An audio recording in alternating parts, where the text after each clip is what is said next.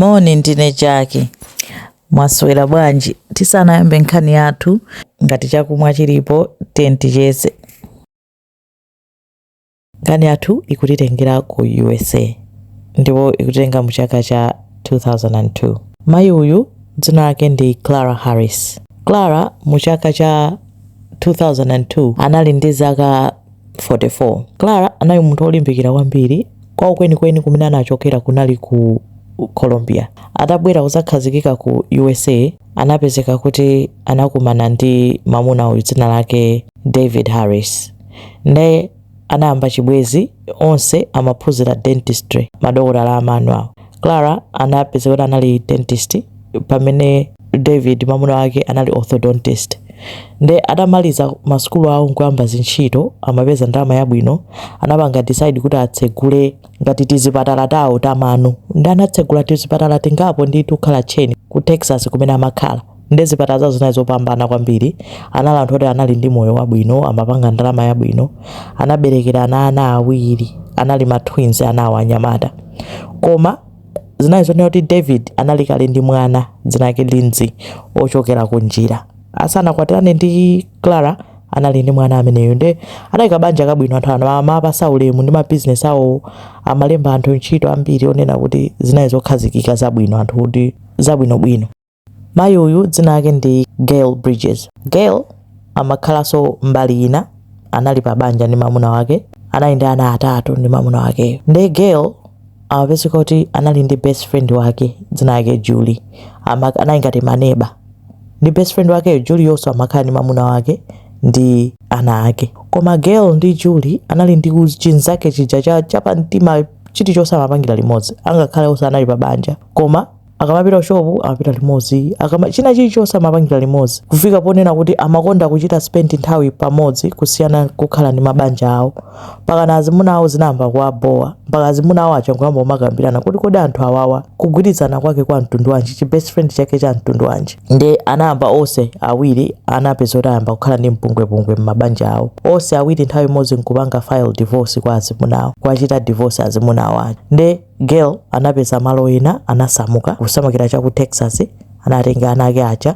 Julie so nayeso anasamuka kusamukano kukhalanso ne baso wandani wa Gail, kumakhala pafupi pamodzi ngati chinzake. Ndiye anapezeka kuti Gail cha anakapeza ntchito ya secretary, koma ntchito yake anakapeza ku dental practice kwa Clara Harris ndi David Harris. Anakhala ngati kuti ndi receptionist wawo. Ndiye akugwira ntchito kumeneko anapezeka kuti David Harris uja anayamba kumusilira Gail. Kenako sipanatenge nthawi anamufunsira, Gail anatani, anavomera. Ngakhala amadziwa kuti ndi atani, ndi abwana, ndipo abwana ali ndi akazi awo, anayamba panga nawo chibwezi. Makamaka fanira kuti David anali ndi ndalama kwambiri, enda akuti Gail anali mkazi wokonda ndalama. Ndiye analolera kukhala MG2. Ndiye akuti zomwe anayamba kupanga pa mudzipo pa ntchitopo zimasowesa anthu mtendere. Angasalesa amadziwa kuti abwana athu akuyenda ndi munthu receptionist, andiyeti akazi awonso ndi abwana athu tikuwadziwa. Ndiye akazi onse amadziwa, Clara samadziwa kuti kunchito kuchitika chani. Kenako mosakhalitsa Gail ayamba kumalowa nawo ma meeting anthu akuluakulu amabwana. Anthu akakhala kuti akupita pa ulendo, kuti akupita ku office wina kaya kuli meeting, iwo akuthamangira kokakhala kutsogolo ku galimoto ya abwana kukhala passenger, ati amadziwa pena paliponse kuti apa pamakhala izi, apa pamasungidwa apa mgalimoto. Anthu zinamba kuwasowesa mtendere zomwe apanga Gail, ati mavalidwe azitani muchito mucho kusowesa aliyese mtendere kuti ogwira ntchito. Mpaka na mmodzi mwa anthu ogwira ntchito anamuimbira foni Clara, anamuzuti kodi Clara mukudziwa zomwe zikuchitika ntchito, amuna anu akuyenda ndi receptionist wanyuwani uja Gail. Ndiye zinamtutumusa kwambiri Clara, ifasa amadziwa. Ndiye anamufunsa ndani David anavomera kuti yadi ndinayi pa chibwezi.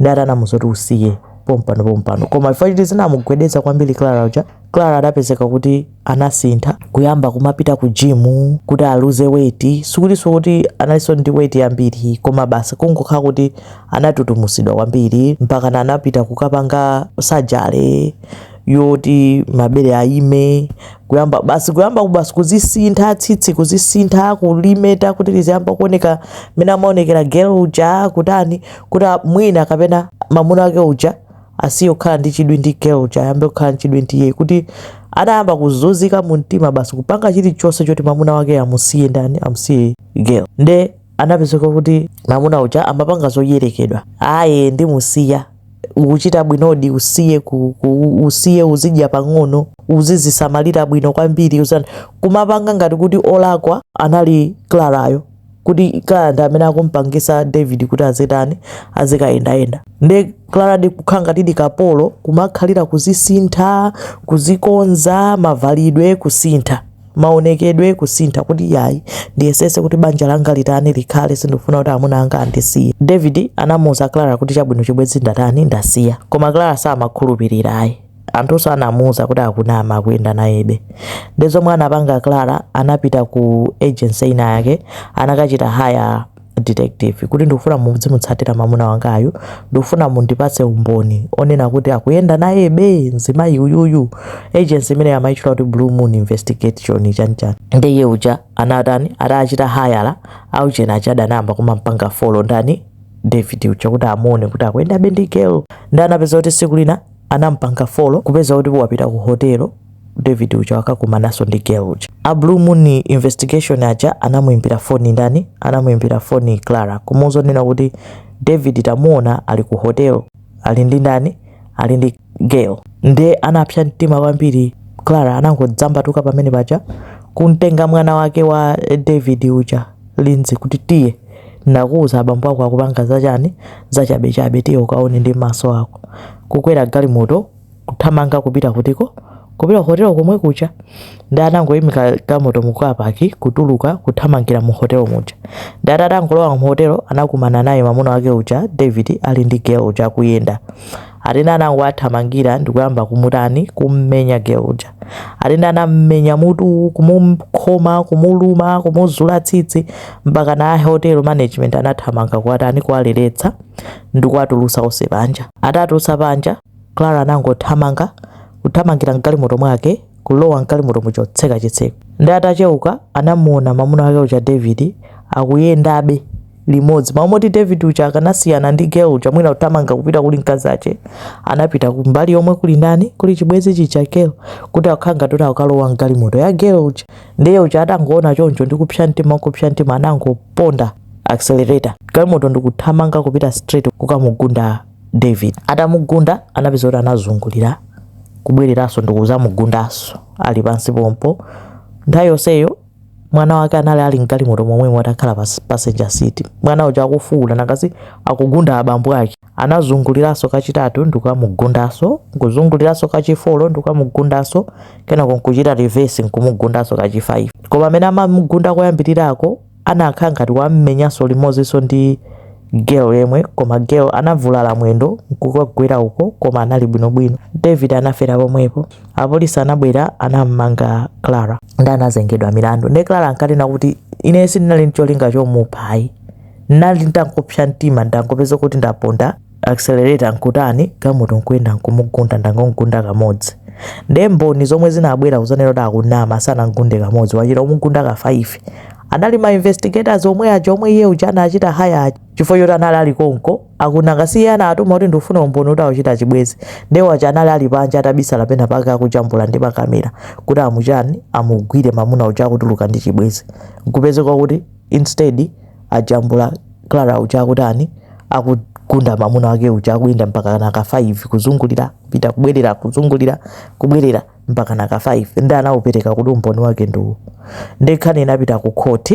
Itapita ku court anapezeka kuti Clara anapezeka olakwa, koma ozenga milandu anali naye chisoni pang'ono chifukwa chonena kuti anaona kuti sanali ndi cholinga chofuna kumupha mamuna wake, koma mamuna wake amamuzunza, anampatsa mazunzo plus anampanga nkhaza and anapanga act in a sudden passion. Asana mpange find guilty of murder, anampanga find guilty of sudden passion. Kuna kuti zinali za nthawi yomweyo kuti anangomuona kuti hey ali tinkazo chakuyenda naye beso hey nkungoponda chani accelerator nkukantani kukamugunda. Koma pamene zinayipa mponena kuti anazungulira mpaka nakumugunda ka5 pamene pomono pamene ati yayi nthawi yonseyo opanda kuyima kuchita jinkha kunena kuti ndikumugundabe. Nde anampeza olakwa pa mulanduwo, anampanga sentence to zaka 20 mprison. Pa nthawiyo facha ziujeni zawo ma business yawo chani anali ndi ndalama ndithu mamiliyoni ndi abale ake amamunawo amakolo ake ndi abale ake amamunawo anamupanga sue Clara kunena kuti ifa cha wrongful death alipire chifukwa chonena kuti mwana wawo amwalira nanga amathandiza za kuwasamala chani ndi anamupanga charge kuti awalipire 3 million. Kwa ndamayo inalipo nanga sanali ndi mabusiness aja olokwiru ya mamuna wake anapeza kuti chuma chose anamusira Clara yemwe. Ndi Clara wakhala mprison kuchokera 2003 kufikira 2018 chifukwa chonena kuti after 15 years anamutulutsa chifukwa choti ati anali wakhalidwe labwino mu prison imo, koma chuma chake chikadalipobe chifukwa choti ma practice ake anali akugwirabe ntchito. Ana ake anali ndi zaka 4 nthawi imeneyo zinachitika zimenezo. Iye ananenetsa kuti iye analibe cholinga chofuna kuwavula za amuna ake, koma amuna ake ndi amene anatani amene amapanga zawo. Girl chibwezi chicha chinanena kuti iyeyo amunawo amamuza kunena kuti asiye akazi awo amukwatira. Ndi nkona analimba mtima koma anadandaula kuti satha kugona tulo, zomwe zinachitika zinamuopsa kwambiri ndipo mwendo wake amavutika nawo mpaka na lero. Imeneyo ndi nkhani ya Clara Davis. Zikomo kwambiri.